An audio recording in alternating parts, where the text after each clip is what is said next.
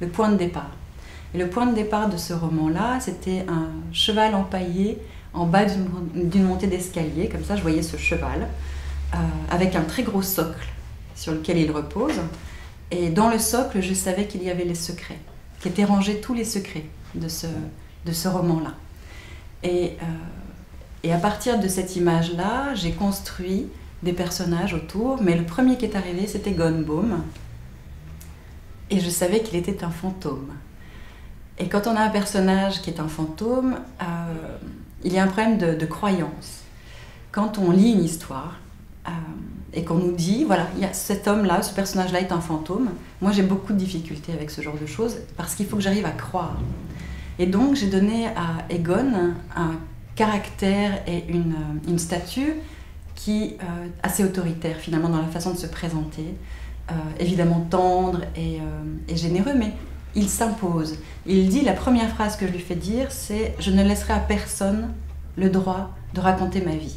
Et il s'installe comme ça assez vite dans le roman et de façon péremptoire afin qu'il s'impose et que le fait qu'il soit un fantôme finalement passe au second degré, qu'on l'oublie. Le fait d'inclure mes personnages dans des périodes particulières permet au lecteur finalement de se faire une idée générale du personnage beaucoup plus rapidement.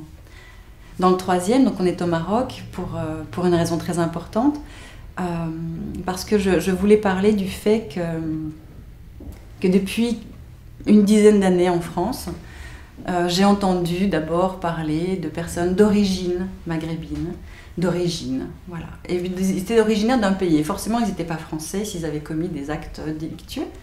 Et puis depuis quelques temps, j'entends parler d'origine musulmane. Et là, ça me fiche des boutons et ça me fait dresser les poils sur les bras, simplement parce qu'on ne peut pas être d'origine musulmane, on est de culture musulmane. Et le Maroc s'est inclus dans cette histoire-là afin de pouvoir rappeler des choses fondamentales. Le fait que plusieurs religions peuvent vivre ensemble, correctement, en se respectant, et peuvent partager des choses fortes, qu'on peut être de culture musulmane mais agnostique, ce qu'on a tendance à oublier aussi en France, qu'on peut être, voilà, qu'on peut se découvrir juif, par exemple pour Egon Bohm, avec l'arrivée d'Hitler. Et on ne sait pas forcément avant que l'histoire, voilà, nous oblige de temps en temps à nous positionner, mais c'est un livre qui a été écrit pour rappeler la vie et les fondements de cette vie de partage. Voilà. La question que j'aurais aimé qu'on me pose, c'est très compliqué en fait. Parce que j'ai déjà parlé du rapport à la religion qui est un des thèmes très importants. Je crois que dans les secrets de ce livre-là, il y a Virginie Olagnier, petite fille, très amoureuse de Tony Curtis et de Roger Moore, ensemble, dans Amicalement Vôtre, se retournant vers sa maman en disant « Maman, je vais épouser les deux ». Et ma maman à moi de me dire « Mais bien sûr, ma chérie », avec ce petit regard qui me laissait déjà douter de la possibilité, de la faisabilité de mon ambition. Et Rosa, le personnage donc féminin de Rouge Argile, elle a eu ça. Elle a été amoureuse de deux hommes et elle a été obligée de choisir évidemment, puisque le regard de ma mère me l'avait déjà indiqué quand j'étais petite fille, et elle a choisi Roger Moore.